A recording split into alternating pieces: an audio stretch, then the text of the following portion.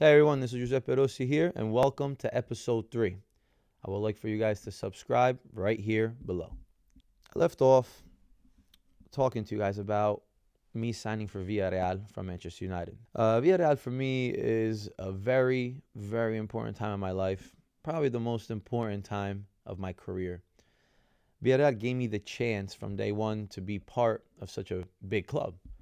And I remember looking them up and doing a lot of research on them. And the year prior, names like Riquelme, Diego Forlan, Marco Senna, Santi Cazorla, uh, Gonzalo Rodriguez. These are players who made a name for themselves during their time at Villarreal uh, prior to my prior to me coming to the team. And the year prior, they were able to actually get to the semifinals of the Champions League.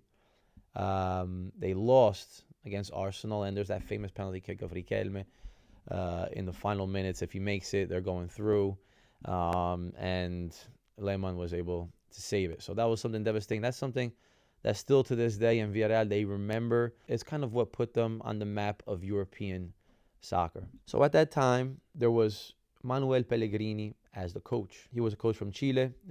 He was known for his style of coaching, which was very hard nosed.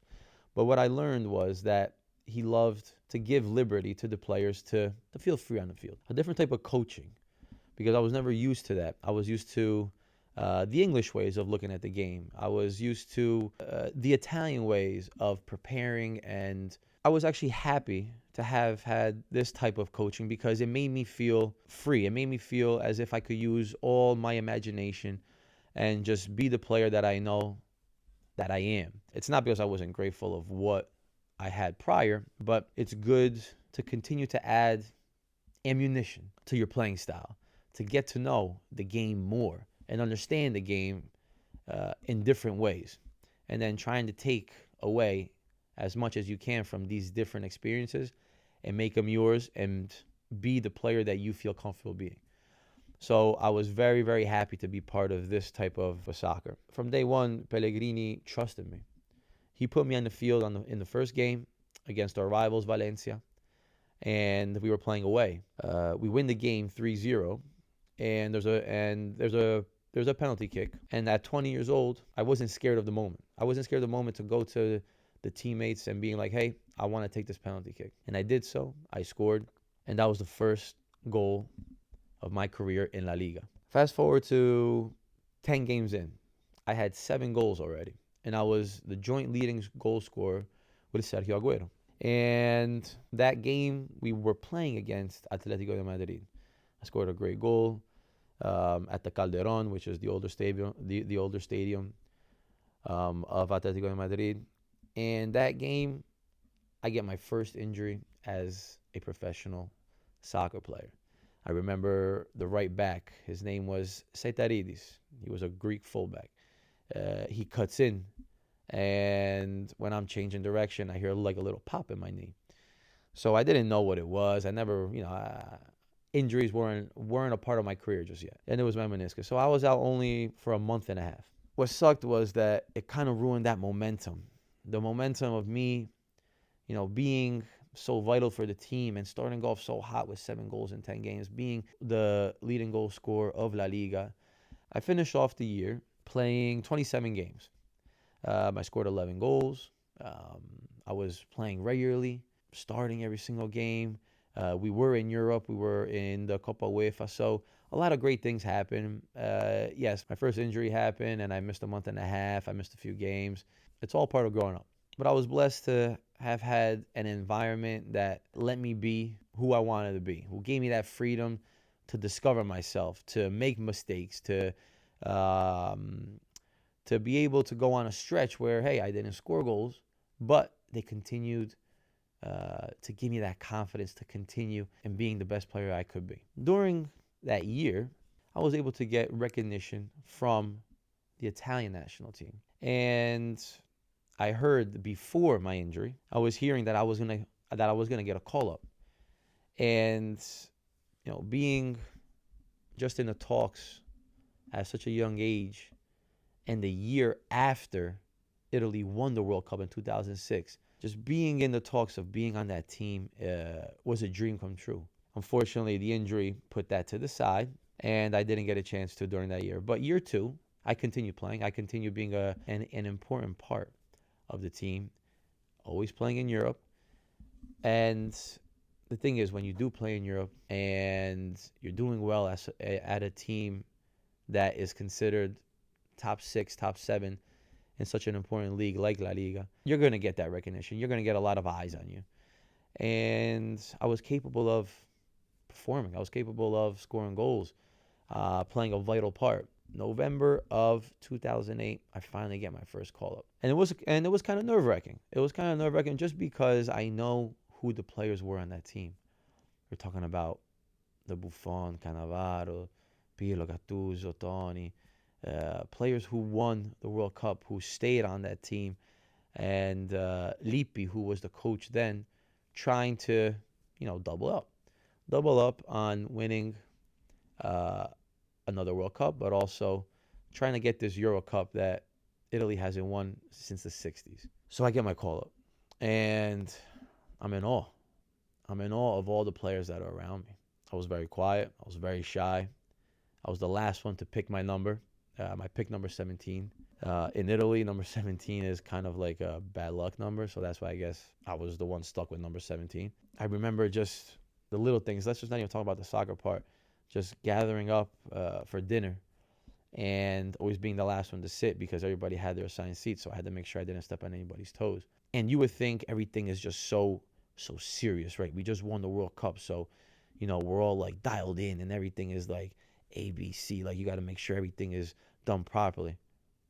Man, you have Gattuso chasing Andrea Pirlo around the table like as if they're 10-year-olds.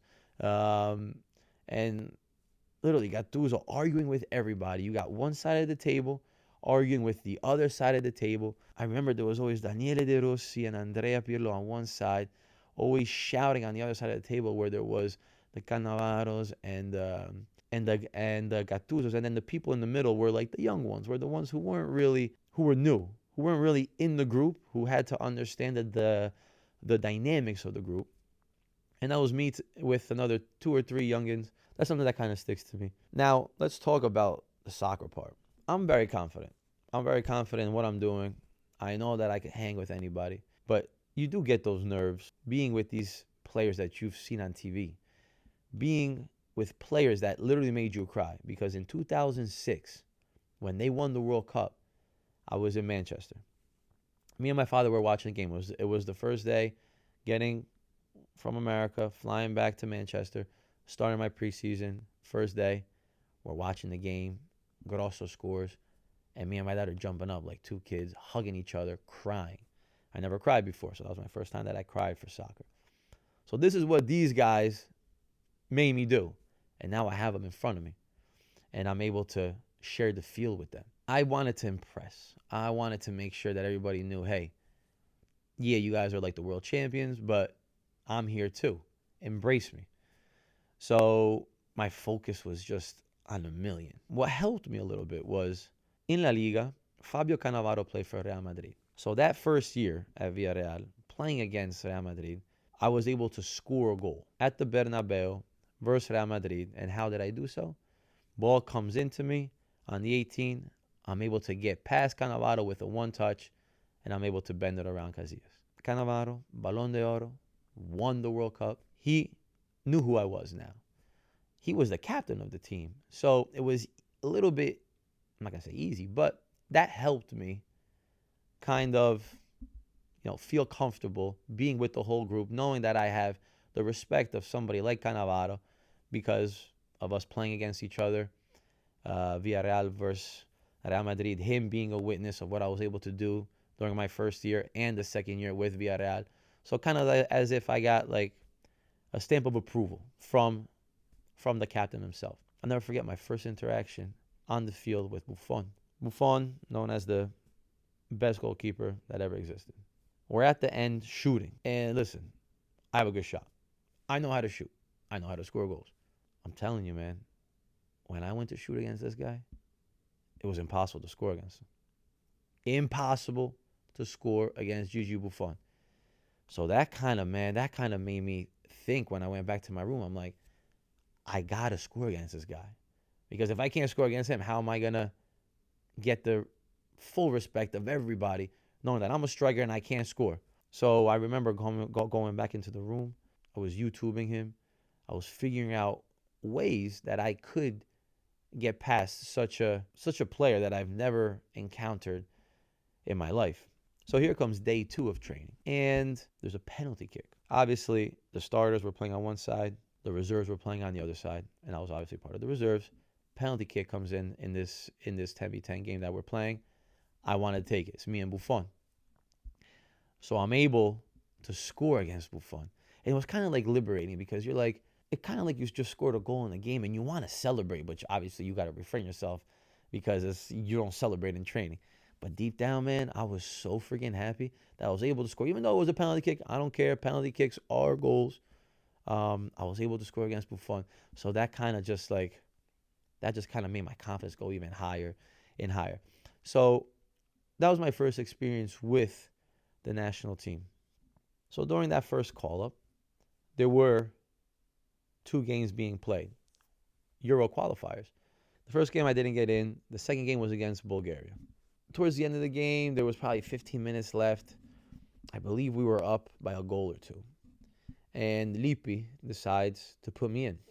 When I get in there, I wanted to take on the whole team. I wanted to do everything possible in order to be like, hey, like, I'm here, guys. I'm here representing the Italian national team. A dream since I was a kid.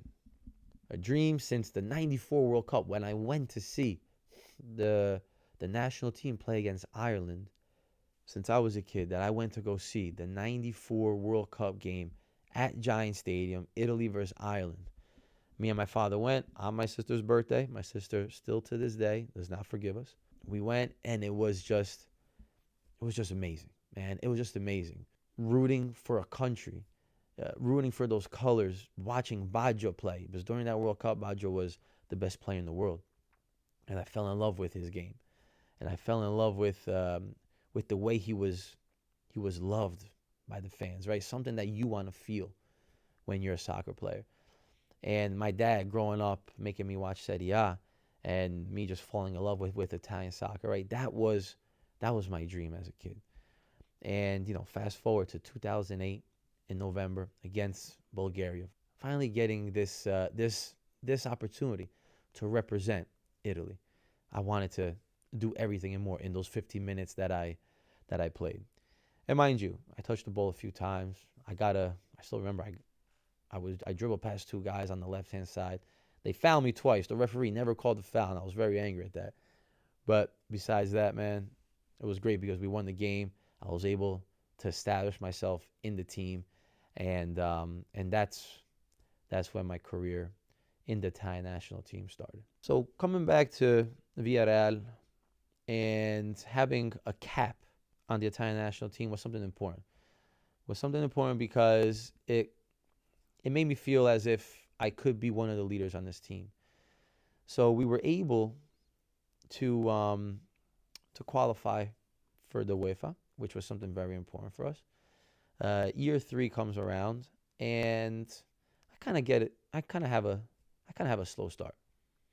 It wasn't the best year of my career, but I was continuing to be part of the starting side of Villarreal.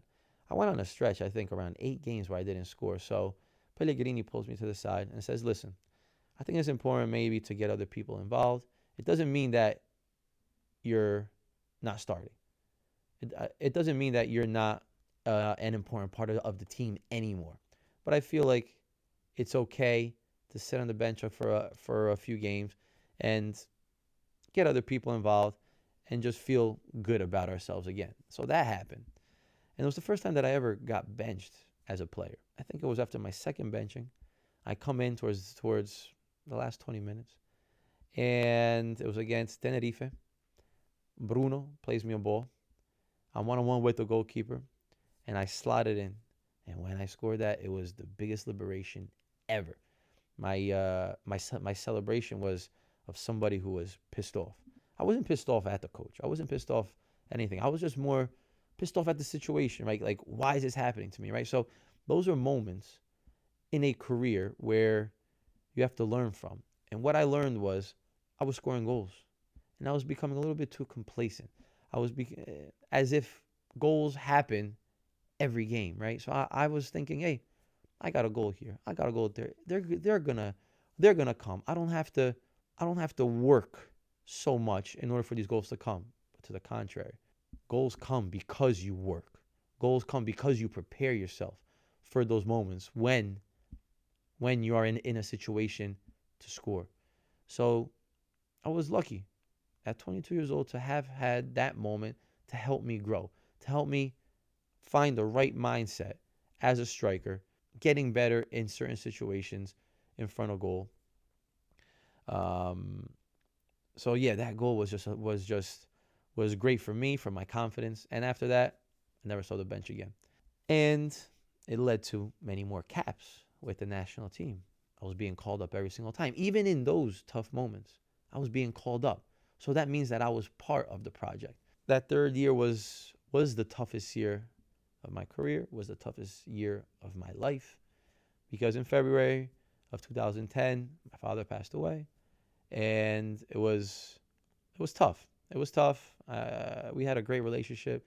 He was my go-to guy for anything since day one. Since I was 2 years old, he was putting me in the backyard, dribbling around cones, till the last day. He was there with me at Villarreal, still, you know, critiquing my play, calling me up if he was back in America and he was watching the game, calling me up and saying, "Jose, this should have been done. Why didn't you do this? You should have did this. You should do that." And I'm trying to prove my father wrong every single time. He was the reason why I became who I am and who I am today as a person. Not only who I was a soccer player, but who I am as a person. It was rough. It was a rough. It was a rough patch from February to June. After a month and a half that Villarreal let me, I finally come back to Spain. I took my mother and my sister with me, and I was able to find the strength and find the courage to continue to play, because I know that's what my father wanted me to do. And it's me living our dream, not only my dream, but our dream now. So my first game, when I do come back, it's always against Tenerife. And I come in the last 20, 30 minutes, and I was able to score a goal. And it was great. It was great. I didn't go wild as I should have, maybe, because, goals, they don't come in bunches, and it's something rare in soccer. So it's always a great emotion scoring a goal. But that goal was just a little bit different, right? That was a little bit different. If you want to go on YouTube and see it, it's just me holding my hands up in the air, saying it, just saying that it's for you, Papa. So after that goal, every single time I scored, my hands go up in the air, and just dedicating him every single goal I scored. I was able to continue to find playing time with Villarreal, and here comes the summer. Lippi calls me up to be part of the squad to go into the Euros. He had to make certain cuts and finalize the team. I think it was 25 players. We had around 30 players that came to the call up. And truthfully, I felt fine knowing that I was gonna be part of the team, because I was getting called up every single time. Comes the last day of camp, and we're all in the room, and he names all 25 players. My name wasn't part of the 25, and I was raging inside. He says, if any players who didn't get called up want to come and talk about it, feel free to come talk. I didn't go talk to him. I didn't want to talk to him. I felt like I was betrayed. I didn't deserve it. I felt like as if I was a part of something, and I didn't receive that respect that I thought that I had.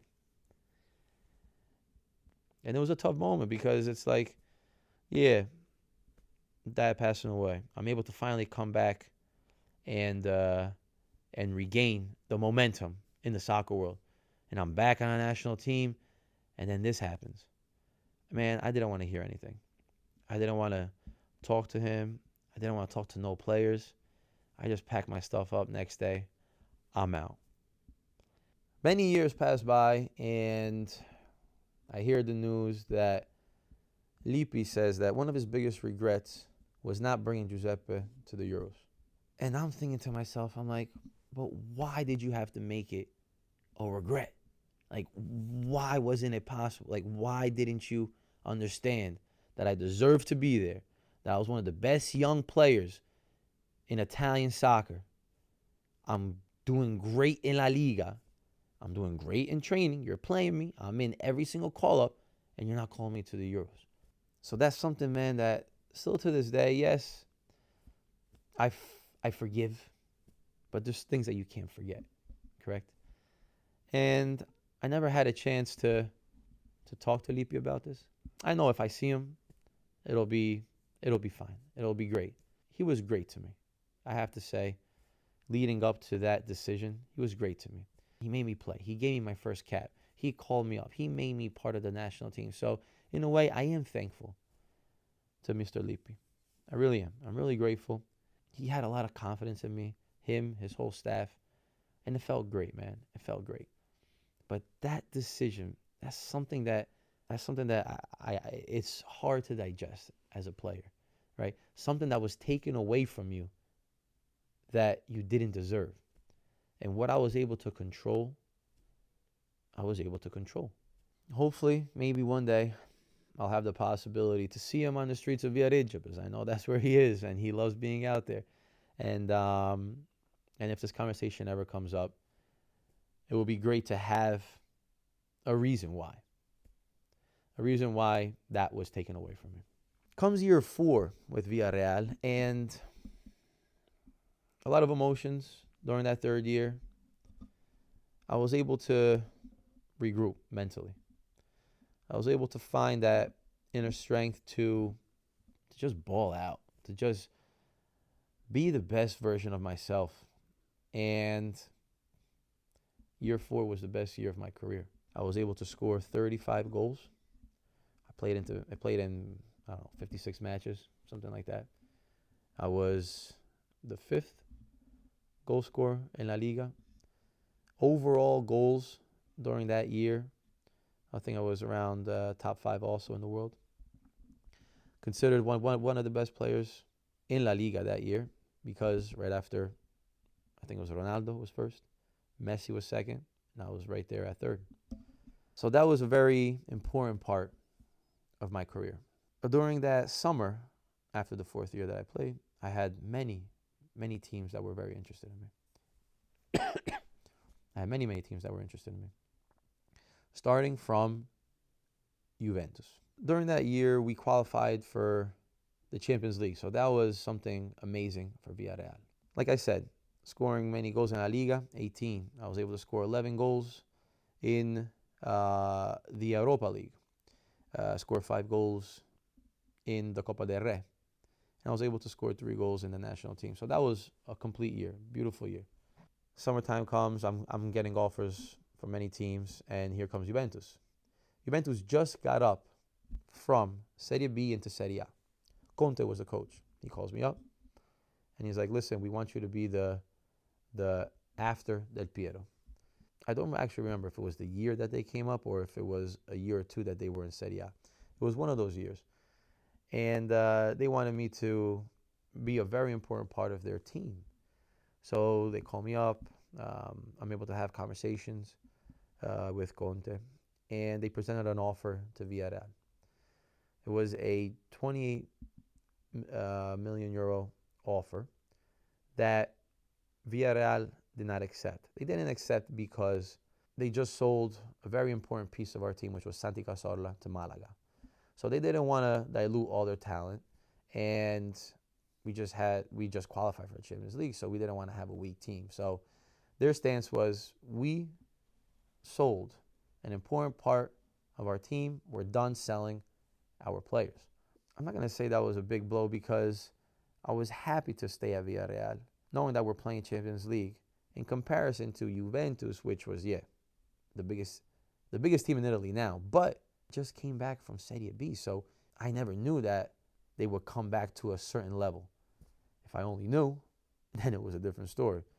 But I wasn't going to leave something that was so sure, like Villarreal, playing against the best teams in the world in the Champions League, versus a team that's they just got promoted to Serie A.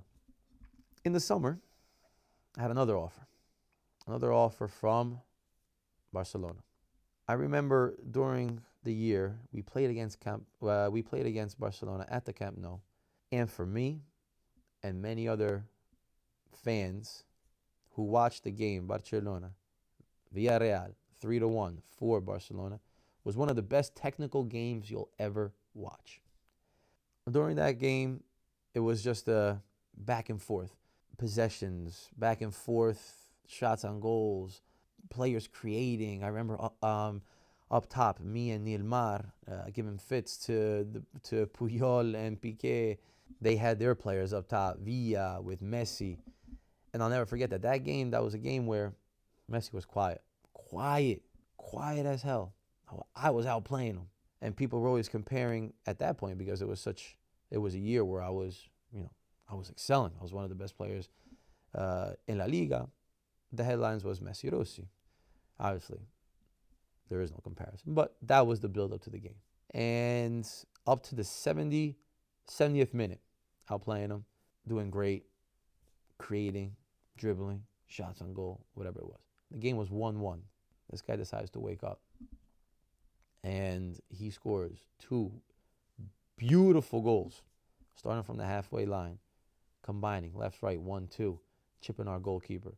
Another 1-2 in front of the goal, like as if it was he decided to he just decided to switch it on for 15 minutes, scores 2 goals, and they win 3-1. But I think that's the game where Pep Guardiola recognized me. He saw me live, and I was at the airport. My agent calls me up the day of the game at night at the airport. Calls me up and says, "Listen, Barcelona, they're interested in you." And fast forward into the summer, I am at my mom's town. It's a little town on the mountain that has horrible internet service, and I'm trying to talk with my agent to the Barcelona directors and finalizing a contract for myself. So I am running around this little town trying to find cell service. I'll never forget it. It's like a scene from a movie. We finally finalize on the contract. 4 years, X amount, all done. The only thing left was for Barcelona to make an official offer to Villarreal, and I was ready to go. They go to Villarreal. They offer 28 million, where 16 million was guaranteed, and 12 were in bonuses. The bonuses were if we qualify in Champions League, if Giuseppe plays an X amount of games, scores an X amount of goals, etc., etc. So they were kind of easy bonuses to reach. Villarreal understood that it's hard for me to refuse an offer from a big team like Barcelona. It was easier to say no to Juve, but Barcelona was a different breed. And they rejected. They rejected that offer because they wanted more guarantee money. Barcelona didn't want to give it to them, and therefore negotiations broke and nothing happened during that time. And it was a shame because I would have loved to have gone to play with Messi, play under Pep Guardiola. The best team, in my opinion, the best team that there ever was in the history of the game was that team. It was a shame, man. It was a shame. I would have loved to be there. The good part of it was that Villarreal approached me and says, "Listen, I'm locking you up in a room right now," which they did, and we're gonna negotiate a contract where you're happy and we don't have to hear about any other offers, and you're here with us. So they locked me in the room. I was able to get a great contract for 5 years, and that's the positive that came out of all these negotiations with these teams. Year 5 comes about, and we're playing the qualifiers for the Champions League. I was able to score 2 vital goals against Odense to qualify us to the group stages of the Champions League. Now, mind you, I am the most important player of the team. Everybody was following me. I was the leader. Everybody in the soccer world knew who I was, and that's great. Beautiful. I'm very happy about that. I'm able to control what I can, which is playing, which is making sure that I'm the best leader that I could be to my teammates, to make sure that I'm preparing myself properly for every game. And I know the responsibility that I had that I had on me during that time. But the things that you cannot control and you can't see coming are injuries. And comes October, 2 months into the new season, I already have 5 goals under my belt, so I started doing well. It was a game against Real Madrid at the Santiago Bernabeu. I go into a tackle with Xabi Alonso, and I hear a crack. I'm like, damn. It didn't feel good. Didn't feel good. I try to play on it. After 10 minutes, the coach takes me out because it just wasn't proper. And I was so pissed, man. I was so pissed because I didn't want to get injured, man. I didn't want to waste no time. I didn't want to miss any games. Like, this is my time to shine, man. I'm on top of the world right now. Literally, I'm on top of the damn world. Like, let me shine. And I remember in the tunnel, all the players asking, "How are you?" Florentino Perez actually comes down and says, "Hey, how are you, Giuseppe?" I told him that, listen, it's nothing, man. It's really nothing. I should be back in a couple weeks. That's exactly what I told him. 2 days go by, I get my MRI, my ACL. And it was a tough pill to swallow, man. It was a tough pill to swallow because of where I was at. Also, there was the Euros in 2012 that was being played. And being an important player, not only for Villarreal, but also for the national team, I wanted to be there.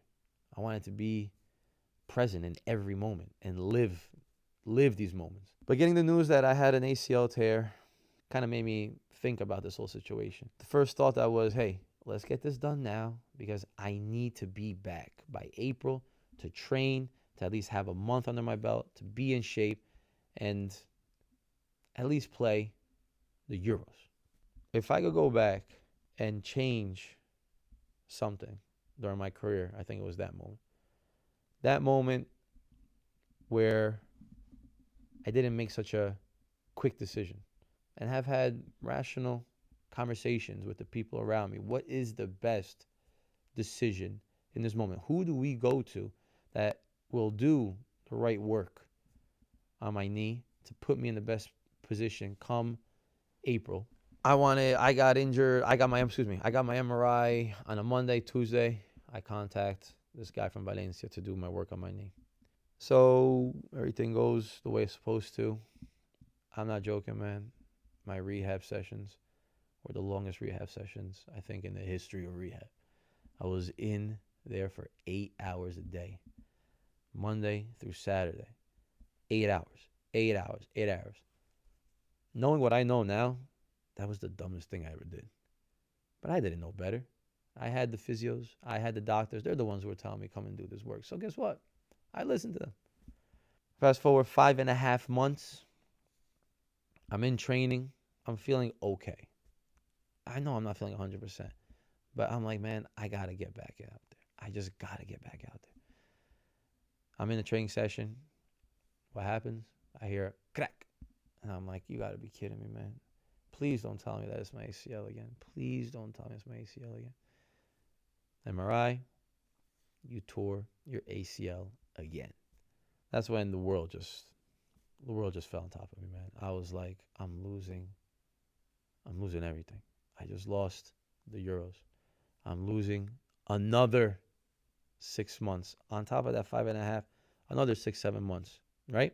I go get my second opinions now. I'm not going back to the guy from Valencia. I'm getting my second opinions. I go to this place in Bologna, in Italy, that was supposed to be world renowned. I showed them my MRIs, and they're telling me, who did your first surgery? This local guy in Valencia. He did my meniscus 3-4 years ago. Everything went fine. I did my ACL with him. He's like, what I see here is that the hole of where the ligaments come into is too big, so it couldn't hold those ligaments, and therefore gave way, and that's why I tore it again. So I'm thinking to myself, I'm like, but this is something that these people should know, that these are mistakes that shouldn't happen. So that's why when I tell you that I wish I could go back in time and make the right decision to go to the right doctor at that time, for this reason, because I know that what he did was wrong. And not only did I have to redo my ACL, I had to get cadaver bone, put it in that hole, make that heal up, which was another 4 or 5 month process. And then I was able to do my reconstruction of my ACL. So I decided to go to the best doctor for these knees, and that was Dr. Stedman in Vail, Colorado. So think about it. 5.5 months out, plus another 4 to 5 months to make that bone heal. And then another 8 months of rehab to get back on the field. If you add it up, we're talking about 1.5 years out. 1.5 years out. This was just after the best year of my career. Top 3 player in La Liga, after those two monsters, Ronaldo and Messi. Top 5 goal scorer in Europe. Offers from Juventus, from Barcelona, being the important part of the Italian national team. That's what I had. That is what I had. And this injury took that all away. And now for one of my favorite segments of the podcast is Pepito's Hot Take. So my take for this week is the famous Ronaldo-Messi debate. And why is it now that I think is the right time? Because we're talking about La Liga. And this is the time in my career that I'm playing against the 2 best players in the world, arguably in the history of the world, right? And yeah, I'm Messi's age, so we were 23, 24. Ronaldo's a couple years older than me, 25 years old. But they're just doing incredible things in the league. The amount of goals that they're scoring is just crazy. But for me, it's more than the goals. It's the way that the game is played. I'm a true follower of pure talent, and I feel like there's nothing more pure than Messi's talent. That's just a God's given thing that he has. And the way that he plays with so much joy, the way that he plays kind of in a non-conventional way where it's like he's not even running so much. Whenever he does get the ball, he does something that could change the game. He's always involved in the play. He's not only scoring, but he's also giving goals, being creative in every part of the field. It's just always getting past your first player. It's just something that, it's just something that you can't work on, right? That's just something that's given. And mind you, yes, to be at that level, there goes a lot of training. There goes a lot of, work behind the scenes to be that type of player. But I believe that somebody like Ronaldo put in 10 times more of the work off the field or behind closed doors than Messi did to get to the same level as a Messi. And Ronaldo's game is more of a last third play, more of a finalizing play. He will go down as the best goal scorer maybe of all time, right? Because of how he scores, the different way he's able to score. But how about the other aspects of the game, right? The one-on-ones, which he used to do a lot more when he was younger, before he went to Real Madrid. How about the development of the play? How about the assists? The joy that he's able to give to the fans if it's not a goal, right? This is how I like to compare them. I like to compare the whole entire player, not just by the numbers, not by trophies, right? The 360 degrees of these players. And that's why, for me, I am Team Messi. And if you guys don't believe it. If you guys got some other things that I missed out about this debate, leave a comment. Thank you guys for listening to episode 3. I'll see you next time.